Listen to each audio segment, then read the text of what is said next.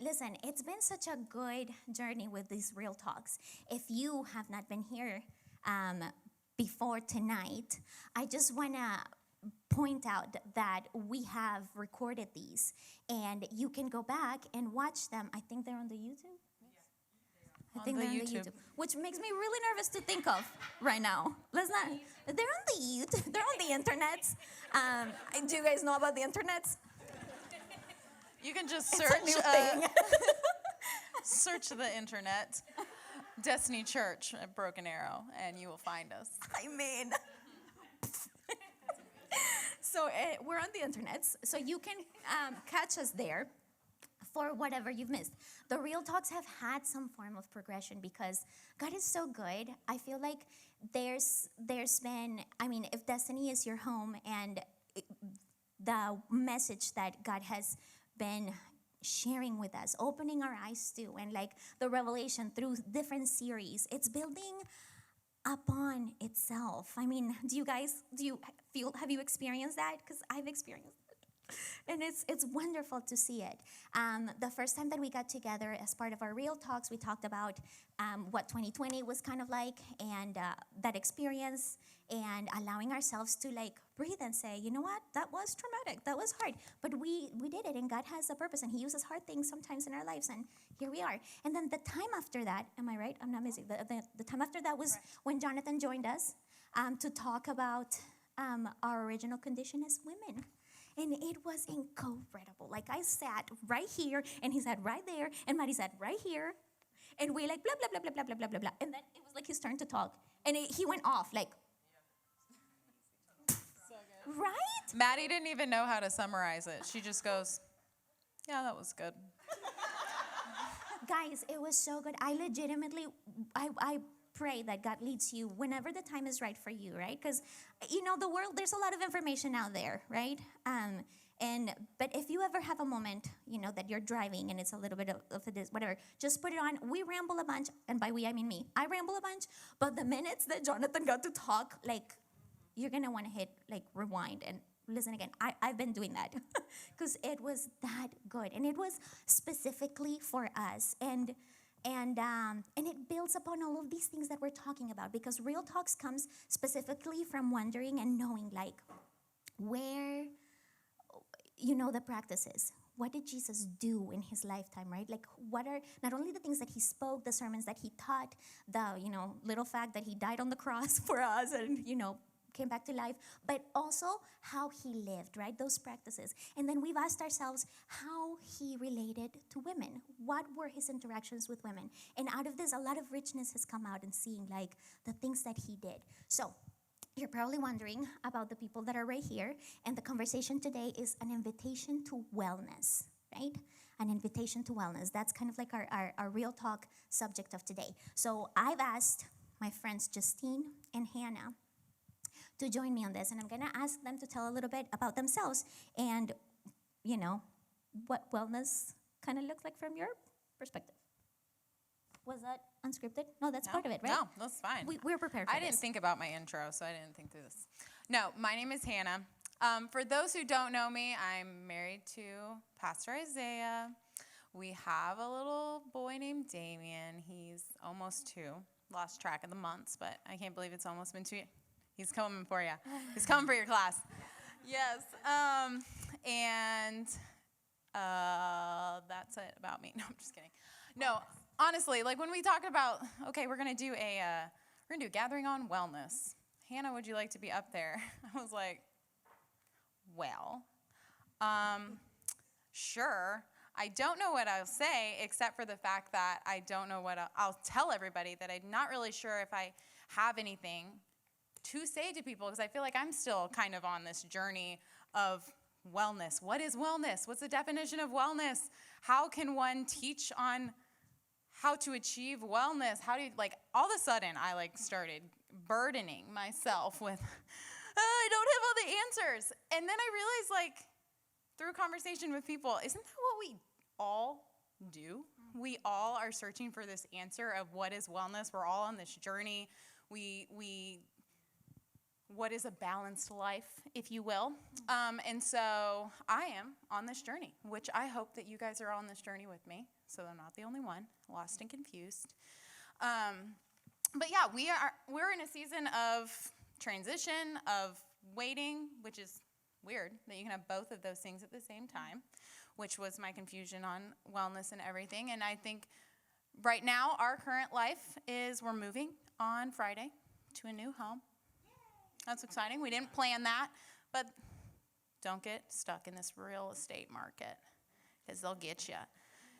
But it was really awesome because then we sold our house. So, so it's just been a series of waiting, run fast, wait, run really fast, wait, and ready. Are you ready to sprint the fastest thing of your life? And so that's our current season of life, which asks the question, what is wellness in this season? I think we're going to, we'll talk about that more here in a little bit. So that is Hannah. My name is Jessie. Oh, it's turn you on. I don't know how to do this because I've not been up here before. My name is Justine Anderson, and just a super brief history of my life. I was widowed 18 years ago. Then I was a single mom, adopted. I have 4 kids. And then I got remarried about 6.5 years ago.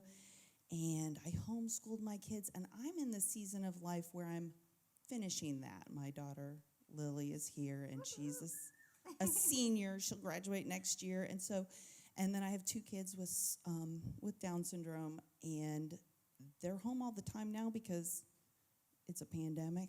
Mm-hmm. And so they've been home for the past year. And so I have been, for about the last 18 months, in a season of shifting seasons. Like I've gone from homeschooling and being real involved in my kids' education to kind of getting done with some things. And at the same time, starting some other things like having Tim and Joy home all the time with me.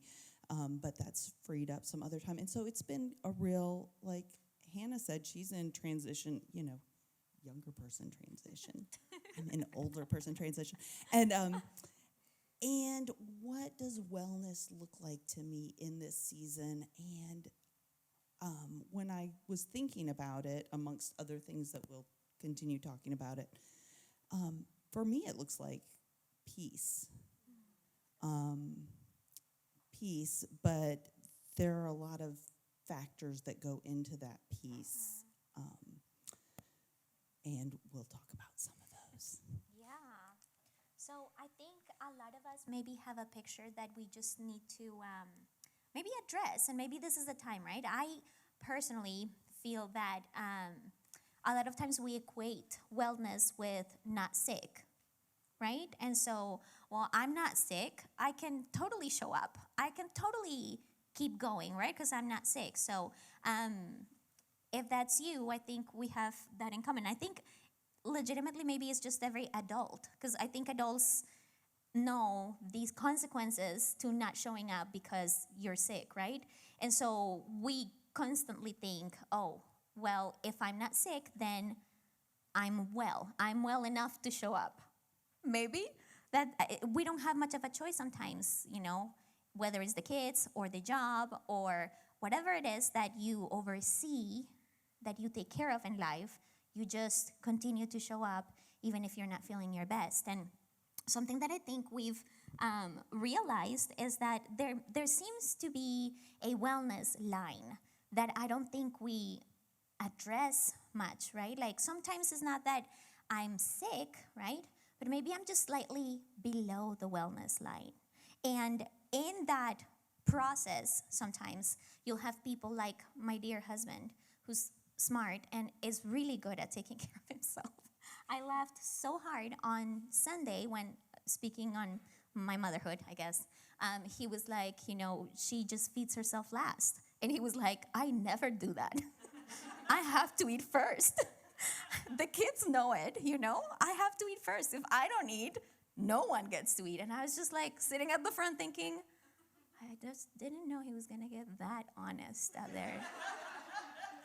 It's true, guys. I'm here to tell you. He eats first. A lot of times, he will be the person that, maybe in having me around and being around me all the time, it's like, what's wrong? I hate that question. Don't you hate that question? I'm like, there's a million things going on in my head, and you ask me what's wrong and expect me to give you one answer? Like, how long do you have? And it's not necessarily maybe the fact that something is wrong, but like there's just ongoing problem solving and answering to things and like open tabs in my brain. And so I feel like husbands, men maybe, I don't know, not everyone. Some people, there you go. Some people are really gifted at being like problem solvers, right? Like, and so he'll start like troubleshooting me and be like, well, have you had any water today? You look a little dehydrated. Your lips are a little, how's your urine? Is it a little yellow? Well, I didn't have problems I could pinpoint at this point, but now I do, and it's you. I'm kidding. I love you. The reality, though, is that he'll start with the very basics in life. Like, well, I mean, I did notice you didn't uphold our 10 p.m. bedtime last night, Could have gotten more sleep. You probably would feel more refreshed today. I love him. Or, just like, you should go for a walk. I mean, just even the nice things that are said to be like wellness, tackle it from a perspective of like you're in charge and you can do something about it. Turn your day around. Sometimes when you're the person that is not feeling well, it's just kind of hard to make that choice. And a lot of times we are victims of coping mechanisms because we don't feel well, but we're not sick. So it's not like I can lay down and be like, bring me some water. Or like, just take the kids. You can't quite do that. So then we fall into these patterns sometimes of like coping, right? What do you guys think about that? We cope sometimes. Yeah, I think sometimes that's all we can do. And then what ends up happening in those extreme times of coping, we're searching for answers. How can we fix it? I'm a fixer. I relate to Jonathan. I'm like checking my water. I'm like, oh, good. Or like, how can we fix it? And then what do we do? Like, because I think it's safe to say, no matter what season of life you are in, male, female, we'll stick with the females today. But no matter what season of life you're in, if there is a struggle, there is someone in the world who has an answer. And someone who can tell you just how to fix that issue. And that could be, like, we need that. We need an answer. So when we go to all of those different, I could name all of those different things, like influencers, wellness, diets, living the balanced life, all of these things. We're searching for an answer because we feel that like we don't have an answer, to fix that problem. And then all of a sudden we have somebody telling us how to achieve their perspective of wellness. Yep. And that's what I hear you saying is it comes to that point. Yeah. Where am I going to find this? Where can I find this balance? So true. Some people maybe are a little bit more wired in that sense of like personality-wise, like I'm going to tackle this situation one bit at a time. And I think there's a lot of wisdom in that. But the reality is that we're all different, right? And I think one thing that I really do believe, it resonates with me, that God is here for all of us, all the spectrums of personalities, right? Many of you are out there nodding your heads because you agree with Jonathan. I should drink a certain amount of water a day. I should go to bed at a certain time. And I get it. I'm 37. I see the difference that certain things make, responding consistently to certain things. The reality, though, is that we have a Jesus who meets us right in the middle, whether your personality is more inclined to one side of the spectrum or the other, right? But in speaking of wellness, we need to address the fact that we carry, in our responses, we carry a set of emotions, right? Like, I feel bad that I'm not quicker to respond the adult way. That's what I call it. It's the adult way of responding to things, I'm more like, I don't know what is wrong with me. And sure enough, it was lack of water and sleep. But, I think thinking about Jesus and how he met us right where we're at, we cannot ignore. And in the world of Christianity and studying our Bible and being women, we cannot ignore a set of sisters that Jesus met in his time that he walked the earth. And they are Martha and Mary. And I'm sorry if I say Marta, like with my accent, I just RTH, that's hard for this mouth. But I will try. Martha. Did I do it right? Thanks. How about, yeah? All right. Martha and Mary. And they first show up, well, I mean, they show up in the Gospels, right? You can read them in Luke, and you can read of this one event in the book of John. But what you can see, what Jesus does in introducing us to his two friends, right? They were actually siblings, Martha, Mary, and Lazarus. And they were siblings, and they were friends of Jesus. And I love that with so much kindness that this would be included in the Bible for us to see, right? I love too that we're in a season in our church that we're talking about the living letters and reading the Bible in the context. That's so beautiful, and it changes things for us. And I'm going to show you exactly how in this portion of the Bible. So Mary and Martha, they were different. Sisters, but different people, different personalities. So there was this one event that they were hosting, I guess a party or a dinner. And Martha was like busy doing all the things, right? And Mary was in awe that Jesus was gracing their home. And she just plopped herself at the feet of Jesus and was just like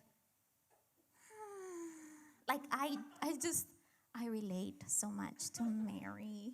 You have no idea how much. But then her sister, Martha, was like, come on, what are you doing? Get up from there. Like, there's things to do. So much so, I mean, I imagine Martha being like just trying to be coy about it. Well, it had to have been bad enough for her to go out and literally tell Jesus. She went to Jesus. To tell she was Mary. Like, I'm sorry, I can't do this from behind the scenes. Can Gosh, you please just not I relate to hurt her? Martha so much. I would have been that too. Yeah. Yes, I understand. I mean, We're Mary and Martha right here. I love it. Justine. She's a perfect blend. I am actually more in the middle, actually. You're like Jesus. That's what you are. Thank you, Jesus. Justine is here because she's arrived to the middle, the perfect balance. So Mary and Martha. Yes, exactly. So they were hanging out, and Martha was having a really hard time because she was doing all the bulk of the work. She wanted to open up and host, and she knew all of the things, right? And so Jesus says to dear Martha, whenever she's like, okay, Jesus, just nudge her, please, and tell her that she needs to come and help me. She can't just plop herself there and be useless. And Jesus says to Martha, oh, I should read this. Well, it is found there. But if I read, it's going to take me forever because I read too much. But he pretty much says to her, hey, it's okay. Some things take priority, and your sister has chosen the better part. And so for years, because we talked about this, when we got together to talk about this, we thought, man, poor Martha. Like, she just got told. Like, she chose wrong. And I just want to say, how many of us, in trying to do something nice, in trying to do something good, in trying to respond the adult way, how many of us have ever gotten our hand slapped? Like that, slapped. I said that real funny. Slapped. How many of us, in trying to do something good, with Olivia's like, it's happened, right? When you know this is the right thing to do, and I'm gonna go ahead and get on it, even if I don't feel great, even if do you really think Martha wanted to be, like, we've talked about this, and we agreed that Martha probably wanted to be sitting with Jesus too. Justine, you said something. Go ahead. Well, I was going to say that we kind of have this hashtag for Martha called #Justice for Martha, because there are those of us who maybe read scripture and they read that, and then you almost feel guilty because you relate so much to Martha, and we read it as if she's almost in trouble, like she's with Jesus. Yeah, because she didn't choose the best part, and so the better part.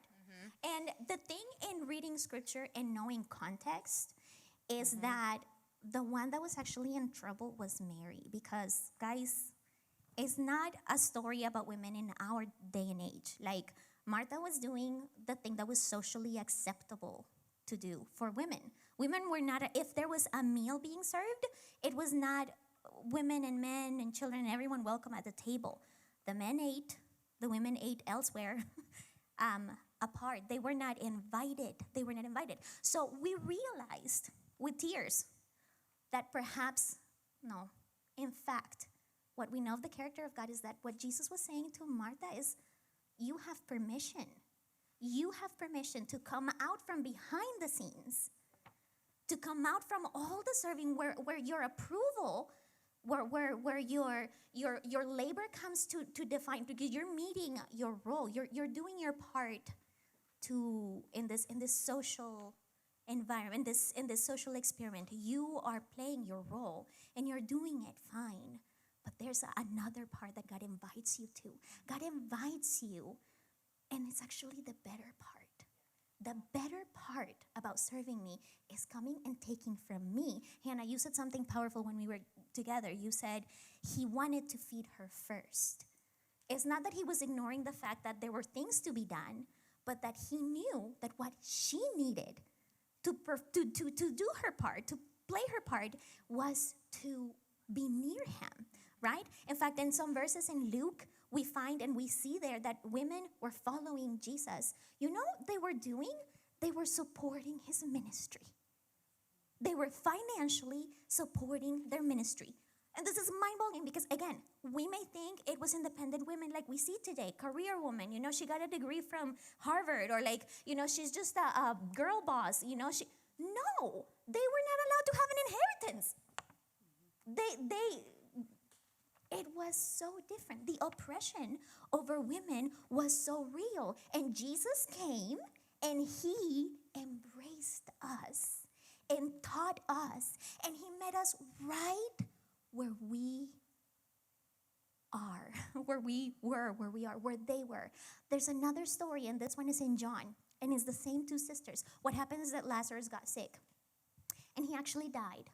And these sisters who were taught by Jesus, who were supporters of Jesus, who felt seen by Jesus, maybe for the first time in history, being seen and being taught and being loved and cherished, like only the Savior would, they were expecting him to come. And it is such a funny exchange, you guys. It is so hilarious because their personalities play out full on. I mean, in time of crisis, you just can't help it. It really comes out. Like, who you really are comes out in a crisis. Well, their brother died, and this was a crisis. They were not expecting that, and let me tell you what. Jesus shares how he was on his way, and word had gone. Lazarus died, and it had been 4 days. It had already been 4 days since Lazarus had died. They had sent word for Jesus to come because Lazarus was sick, and so they were, expecting him. So they got word that Jesus was coming. Mary was with all the mourners, oh, my brother, just, overcome with the feelings and the sadness, mourning.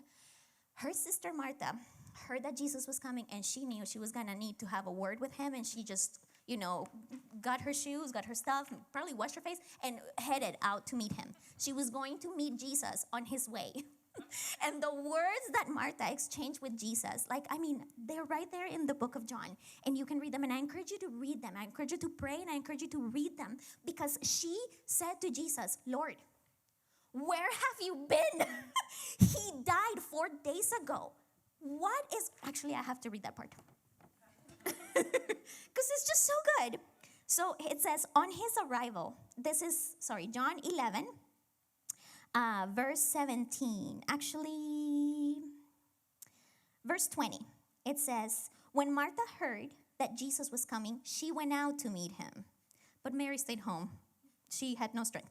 Verse 21 says, Lord, Martha said to Jesus, if you had been here, my brother would not have died. But I know that even now, God will give you whatever you ask. I imagine Martha, and I think maybe because we know the character of God, we can imagine, right, certain scenarios that maybe help us understand that this was a real person with a real personality, and that God himself, as Jesus, was having a conversation with her, right? And Jesus is so Jesus arrived, and she's like, I just want you to know, if you had been here, he wouldn't have died. So while the world around Jesus is wondering, who is he? Is he a prophet? Is he a pretender? Like, this woman is full on faith. She is full of faith. She knows he could have healed her brother. So maybe that's why Jesus humored her entirely. Like, well, she believes in me. She believes in me. She's a little angry. I see it in her eyes, and she looks a little crazy, but she believes in me. She's a little crazy, rough on the edges, but she believes in me. She knows I am capable of doing things. And so she says that. It's an accusation. It's like, if you had been with us, this wouldn't have happened. But now he's dead. Also, let me go ahead and throw it out there that I know God will give you anything you ask. So what are you going to ask? Like, she's just full on. Then Jesus said to her, your brother will rise again, said Jesus. Comforting, matter of fact. You see how Jesus talks to Martha. He's like, your brother is going to rise again. Don't worry. Martha answered, I know he will rise again in the resurrection at the last day. I know, we've been over this. This is what Martha's saying. Martha's saying, I've been paying attention to the thing that you've been telling people around. That even after we die, because of you, we're going to rise again. That that you're coming to give us eternal life. I get that. It's not good enough for me, Jesus. I get it. I get what you're saying. I understand. I was taking notes. Excellent notes, by the way, because I'm a type A. Like, I took excellent notes on this, and I know that you're going to, what you've promised. Because again, I know you can do things. And so Jesus said to her, I am the resurrection and the life. He who believes in me will live, even though he dies. And whoever lives and believes in me will never die. Do you believe this? So he's like, are we actually talking? You get it. You get resurrection. Are you saying that you get resurrection? Jesus is saying, you actually get this. Yes, Lord, she told him. I believe that you are the Christ, the Son of God, who was to come into the world. Oh, wait. And then it says, and after she had said this, she went back and called her sister Mary aside. The teacher is here. I think she did this because at this point Jesus was being followed constantly, right? Constantly because, he was the miracle worker and people just flocked to him. The teacher is here, she said, and he's asking for you. When Mary heard this, she got up quickly and went to him. Now Jesus had not yet entered the village, but was still at the place where Martha had met him. When the Jews who had been with Mary in the house comforting her noticed how quickly she got up and went out, they followed her, supposing she was going to the tomb to mourn there. But when Mary reached the place where Jesus was and saw him, she fell at his feet and said, Lord, if you had been here, my brother would not have died. She said the same things that her sister said, but completely different. She said, he said, it says, verse 33, when Jesus saw her weeping, and the Jews who had come along with her weeping, he was deeply moved in spirit and troubled. Where have you laid him? He asked. Come and see, Lord, they replied. Jesus wept. Also knowing resurrection power. Also knowing the end. Also knowing what would be told in verses ahead. Jesus, the Son of God, met Mary, who was in tears. He met her in tears too.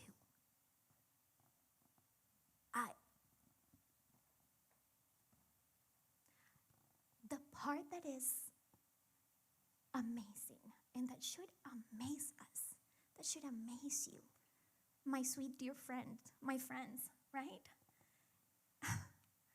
Is that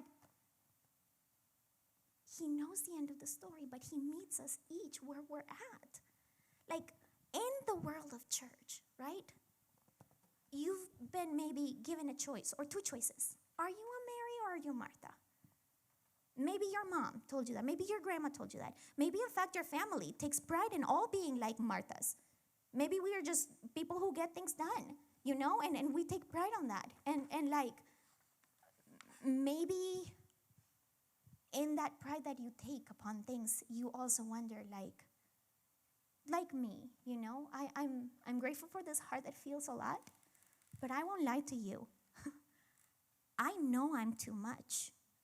And while that sounds freeing and liberating, sometimes it can be really hard. Dealing with all of these emotions without Jesus to draw me to the middle and draw me away from just myself, that's hard. And I know because I have sisters and I have friends and I have family that I know feel like, well, is it enough? Am I doing enough? Am I doing enough? Am I doing enough? And maybe to lay down your head at night and think, was it enough? We cannot find wellness like God came to give us in those two opposite extremes. Yeah, which I think is such a good, that's so good. I mean, when talking about that, when we're trying to just, decide like, okay, well then, all right, cool. Mary and Martha, you're kind of stuck in this like endless cycle. Well, what if I am stuck in the I'm too much? What if I am stuck in that I am not enough? What does that have to do with me today? Where maybe Martha was stuck in what the social standard was of that day, and Jesus' invitation to come to him first. He never said, what you're doing is wrong, but he said, come to me first. Come to me first. And I think that in itself can relate so much to today of what our social standard is with wellness. We have a lot of voices talking to us today, but this invitation that Vivi and Hannah talked about, the invitation that Jesus says, come to me first, in all of our searching for wellness, in whatever area of life that you need it, he has to be the foundation. Like it will not work without him being the foundation. Right.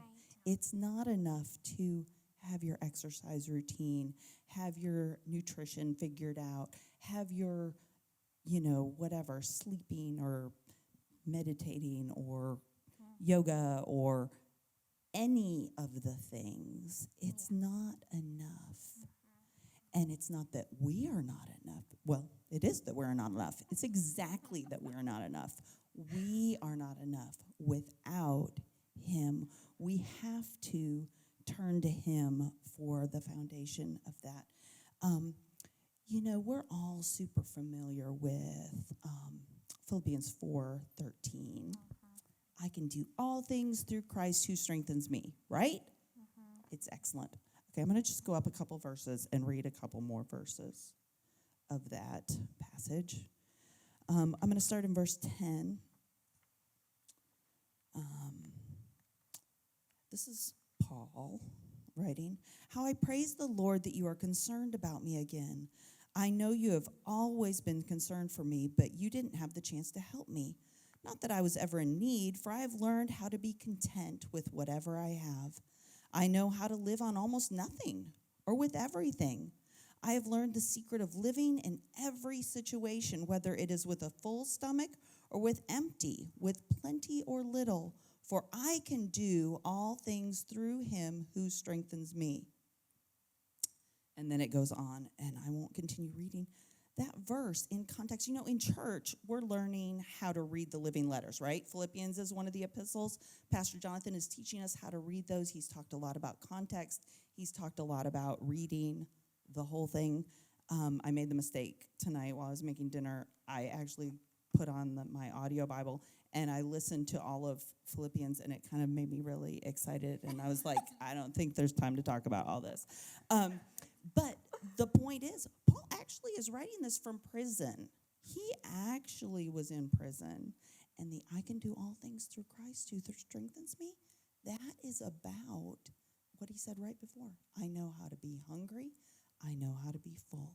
I know how to have little. I know how to have a lot.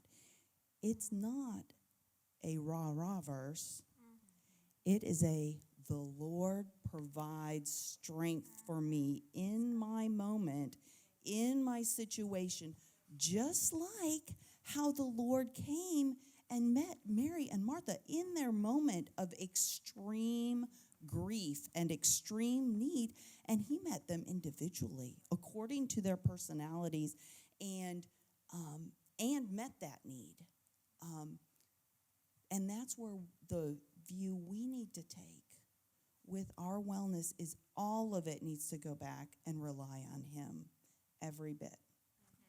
Yeah, we were actually talking when we were discussing this topic, and we had brought up that, like, there's messages in the world that people are telling us that actually they hold truth to them, and they sound good, and they feel good of the whole, you are enough, you are good, go get it, girl, you are queen, you are, like, you can do it, you know, just power through, which, like, those are those raw moments. We're like, yeah, okay, that'll get me through this workout.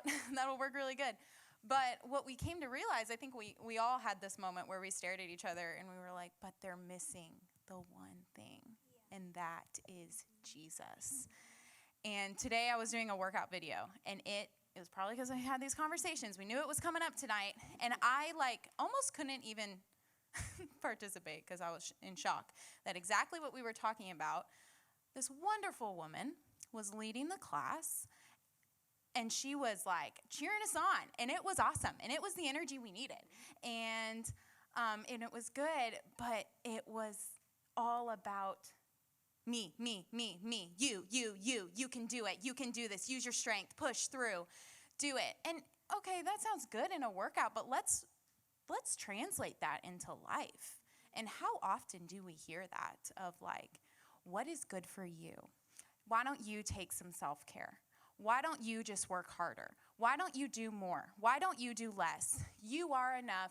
You are too much. You are, and it is all about us. Like, how do we find this wellness? If you just do this skincare regimen, then you're going to be glowing and you're going to fight You're never aging. gonna age. Or what if you just embrace aging and it's fine because you go, girl, and that's awesome. Which, like, if we think about that, those things are fine. Like, Yeah, they're those good are good messages and they're good tools. And I'm not saying don't have a great, like, anyways, don't. You should care about all of these things, but we were talking about how we tend to compartmentalize all these different aspects of our life where, you know, if I'm physically fit, or if I'm, if I'm healthy, if I lose this amount of weight, then we'll be good.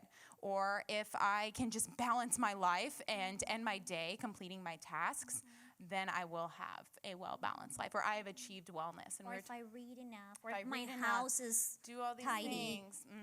And the world is telling us that. And if we look to the story of Jesus, if we look to this scripture, how was he content in any situation, in any season?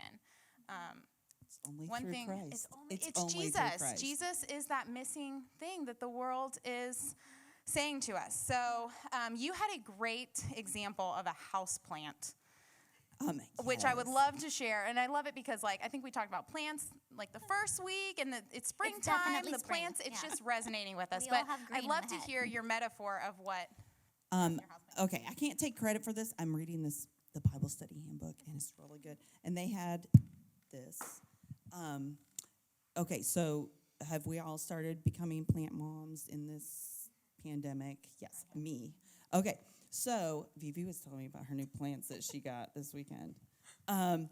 Anyway, plants, you have to take care of them, right? You have to water them and take care of them and whatnot. Now, I used to not do this. I used to, take a plant from my mom or something and then take it home and basically kill it because I would forget about it and I wouldn't water it and it would, shrivel up and die. And, and it would almost die. And then I'd give it back to my mom and she would resurrect it by watering it, pruning it, taking care of it, put it in the sun, not in the dark corner, and all of that. Well, lately in my own plant journey, I've been keeping them alive, but my youngest child went through a brief phase a few weeks ago of dumping all the plants out. So, and I was just thinking on the way here, and I was like, oh my goodness, that dumping the plant out thing is like when a traumatic event happens. Wait, maybe I better back up a second for my little analogy. So, the Jesus, being in the Word, being in prayer, coming to church, looking to the Lord is the watering. It's the taking care of. It's the regular taking care of the sunlight, the fertilizer, the watering on a regular basis. So my plants that I now have learned how to take care of them and that are healthy when my little one has dumped them out and then we rescue them and repot them, guess what? They're actually fine. That big, horrible, traumatic thing that happened to them didn't even faze them. Where those plants that I forgot about and didn't water back when I was in my 20s, guess what? They weren't fine. They didn't even have to have it. Now, if they would have had the traumatic thing, that would have been all she wrote, and even my mom couldn't have resurrected them. And that's how it is with Jesus. You know, if you wait till the traumatic thing happens to you, the big, bad, horrible thing, you're not going to be able to, that's not true. He is always good. He is gracious. He meets us where we are. Yeah. But guess what? It's a lot easier for my plants. I mean, it's still traumatic for those poor little plants that got dumped out. But they're fine. They're completely fine. Just repotted. It's okay. A little extra water, a little extra TLC. It's okay. And that's how I feel like we just have to stay in the Word. We have to remember that Jesus is the answer to all our wellness. Yeah. Like you can't compartmentalize the physical, the mental. It all has to have the foundation of that spiritual life in order to flow. In consistency, I feel like the consistency of the environment, the consistency of the watering, the consistency that, please hear us when we say this, that in our striving, we will fail. The consistency that our wellness must rely on is Jesus, is God's consistency. You see, like that's I think in part where this like comes into a beautiful intersection with Mary and Martha, and like what Jesus says, being with me, being near me is the better part, because I am consistent even though you are not. Even if you are really much consistent, but like sometimes maybe a little bit on the loving department, or maybe when you have overwhelming feelings and you try really hard to be constant and stable, I am your consistent. I am the better portion, right? So I think our house plant can only thrive, and how beautiful that it's just that simple. I have killed cacti in the past because, oh gosh, right along with my being too much, I have overwatered cacti before. Too much love, I call it. Too much attention for a prickly thing that didn't want that much. So it also shows how, regardless of where we're at naturally, how wonderful these good news that we have Jesus in the middle as the consistent in our lives. Because a life of wellness is a life of balance. Justine, you said something about living in your season. You said it relates to wellness because it is about fulfilling God's purpose in the season. How little sometimes we take into account the season that we're in, right? I mean, indoor plants, they have that same temperature constantly, so it's kind of easy for them if you are a normal person who keeps, the temperature kind of normal for your own well-being, right?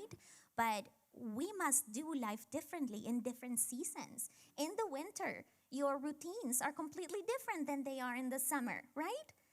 And for us to remain in this wellness, balance life, we ought to remember and praise God that He reminds us, hey, maybe this isn't the season. Maybe this isn't the season to kill yourself over a workout routine. Maybe this isn't the season to be like waking up at the crack of dawn to run and train for a marathon. Maybe this isn't the season. What would our lives look like if we took God and what he teaches us about seasons and about wellness, and we were consistent in trusting his voice over all the others? What would our lives look like? And then it kind of brings it back to, Justine, what you said in your little intro, that the season that you're in can be seen as peace, or with peace, when what is that wellness we're trying to achieve? And ultimately, we will be able to know, no matter what season, if we're lacking, if we have plenty, our peace is there, and that comes from Jesus. And we, of course, have a second question that we would love to just give you guys a little bit of time. It's kind of a lot to digest. You know, there's so much that can go into this topic, and that's why there's a whole nother Tuesday. On the fourth Tuesday of this month, we'll just continue this kind of theme of wellness. But right now, we'd love to give you just a few minutes to look that over, and it just says, where on the spectrum? Maybe you're not all the way one way or the other. Maybe you find yourself somewhere on that spectrum of I'm too much or I'm not enough. But we don't want you to stay there. We want you to go even further to the next question of just saying, where or how does Jesus meet you there? And we'll just give you a few minutes there to just reflect, and then we'll break out into our groups. But now I am coming up here to say we do need to close it up. But please, before you leave your groups, will you pray with each other? There's someone in your group that's comfortable with prayer, if not more than one. But we talk about things in these groups that are so important. These are our lives that we're sharing with each other. And so would you do that before we leave? I am doing the housekeeping tonight. So thank you for being here. If you haven't heard, Daughters has a serve team now. So if you like what we're doing here and you want to be a part of it, we would love for you to be part of the Daughters serve team. We have groups that help with setup and tear down and coffee and production and hospitality and all of the things. We have a luminary team, which is new, and you probably, like all the other teams are probably familiar if you have been to Destiny Church and looked at the areas to serve. We're like a little tiny copycat of the church. But we have this team called the Luminary, and you might look at that and be like, what is that? And it's basically just a fancy way of saying you all are the little lights that are daughters. And we want a team to highlight the gold that is within all of you. So you're all a part of the Luminary team. You just don't know it yet. But what we ask of you, even if you haven't officially signed up to be a part of that team or any serve team, if you have a story that points back to a testimony of Jesus, we want to know about it. Maybe it's something that has happened in one of these discussion groups, but maybe it's not. Maybe it's a different part of your story that you've had the chance to share and or haven't had the chance to share yet. We want to know. We actually have an email address, and we would love for you to take some time to write that out and send it to us. Maybe it's a testimony. Maybe it's just a nugget that you've gained from coming here, or something you felt inspired to write that, I don't know, Daughters sparked in you, or Jesus sparked in you at Daughters. I'm rambling. But if you would email that to us, the email is daughters@destinychurch.com. And Daughters is spelled out all the way with all the vowels and everything, because it's proper English, unlike social media. So daughters@destinychurch.com. Thoughts, revelation, moments. If you have photos that you're particularly proud of, you could send those as well. But I think that's it. Other than that, we will see you in 2 weeks. Thanks, guys.